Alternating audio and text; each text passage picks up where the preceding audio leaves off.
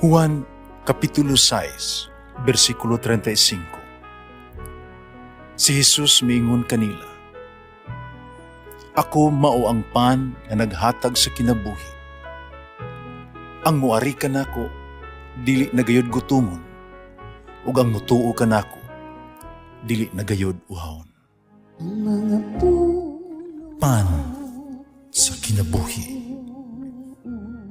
maglikon unta sa mong pagtuo ug gagakabi sa pagtuman sa imong mahal nga kasuguan.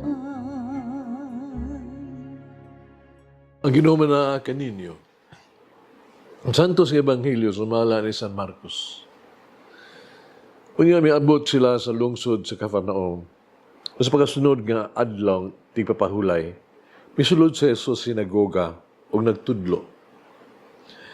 Ang mga tao ang nakabati kaniya natingala sa iyang tinudluan kay may gahuman siya sa iyang pagtudlo. Dili sama sa mga magtutudlo sa balaod. Nga may taong giyawaan nga misulod sa sinagoga misinggit. Unsa imong tuyo kanamo? Jesus nga Nazaret nun. Miyanhi ka ba? Aron paglaglag kanamo? Nakila ako nga ikaw mao ang balaang sinugo sa Dios. Apan gibadlong ni Jesus ang yawa, hilom gula niya ng tawhana. Gipakurog sa yawa ang tao. Nimisinggit sa kusog ang yawa ug migula. Hilabihang kahibulong sa mga tao. Napagutan anay sila. Usa ba kini? Bag-ong pagtulunan? Kintawhana, adunay gahom sa pagsugo sa mga yawa. Ug sila mutuman ra bagayod kaniya. Busang balita mahitungod kang Jesus, daling may kaylap sa tanang dapit sa Galilea. Ang Ebanghelyo sa Ginoo. Pasalamati ang Ginoo kay siya maayo, ang iyang gugma mulungtad hangtod sa kahangturan. Pasalamati ang Diyos sa tanang mga Diyos, ang iyang gugma malungtaron. Pasalamati ang Ginoo sa mga Ginoo, ang iyang gugma balungtaron.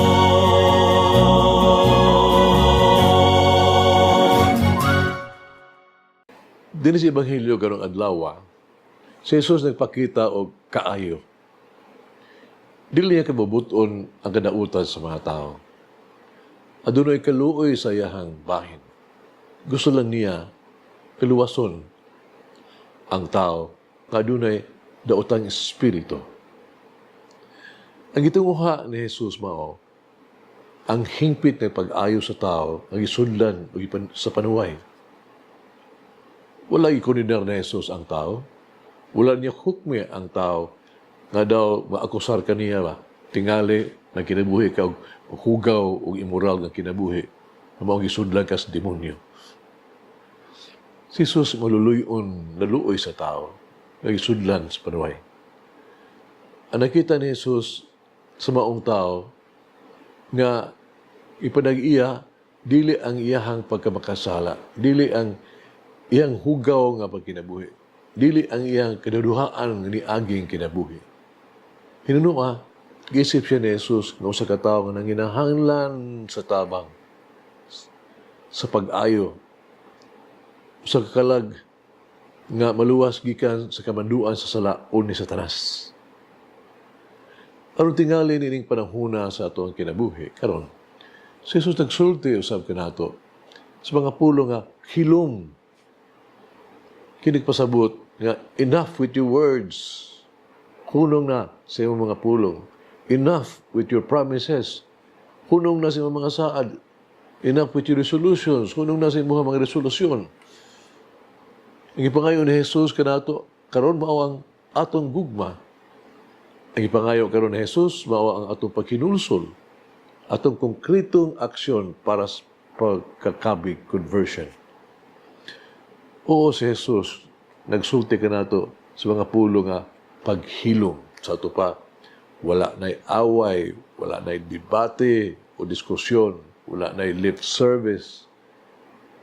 Ang ipaabot ni Jesus ka nato mao, ato ang pagsaksi, ato ang mga buhat sa kaluoy. So, gilalong kinamay tungod sa kinabuhi ni St. Anthony, ang abot. Kinsa nailhan nga amahan sa monastic father. Nagpuyo siya isip usa ka balaang ermitanyo sa usa ka buong paniya. Nagpuyo siya isip usa ka balaang ermitanyo sa usa ka disyerto sa Ehipto sulod sa daghang taas nga katuigan. Usa ka mataho mga yugto sa iyang kinabuhi. Anang matuod nga adunay tulo ka kauban nga mga monghe nga kanunay nga magbisita kaniya. Silang duha kasagaran, mangutana bahin silahang kaugalingon, may tungod sa mga butang sa ilang palibot, may tungod usab sa ilang kaugalingon kaluwasan. Apan ikatulong nga monghe, magduawan kaniya, kanunay nga hingpit, nga napagkahilom lang. Wala ginibisan usa ka pulong. Kung sa daghang kayunas pagbisita, si Antonio, mingon sa ikatulong nga monghe, nga way tingog, kung panakapila ka na mo anhi din hiya, kung wala mang yung mangutana, bisan unsa. O ikatulong nga monghe, matinahurong kay mitubag, inahal nga amahan. Igon lang alang kanako, pagtanaw o pawaminaw kanimo. Hagis kinabuhi. Atong hinunduman, ka ang Diyos nagsulti sa kahilom sa atong kasing-kasing. Mataga nato kanunay ug panahon ang Diyos sa pagigsulti ka nato. Pag-ampo kita. Wa akong matamis o mabinangaon ni Jesus. Kung andawa akong muso, masaad kanimo, kako mutrabaho alang kanimo, mo alagad o paambit sa ko ang panahon alang kanimo. Ako mismo, pasakop kanimo, itanyag ko kanimo ang tanan nga anaa kanako. Buhaton ko kung unsa ay mong gusto o unsa ang gusto nimo gikan kanako. Buhaton ko kining tanan sa hilom, walay hugyaw, walay publisidad. Maghago ako sa imong ubasan parasan, na wala magapaabot og ganti, pag-ila og posisyon. Tabang lang po ako matamis sa Jesus sa pagsunod o pagtuman sa akong gisaan karon. Amen.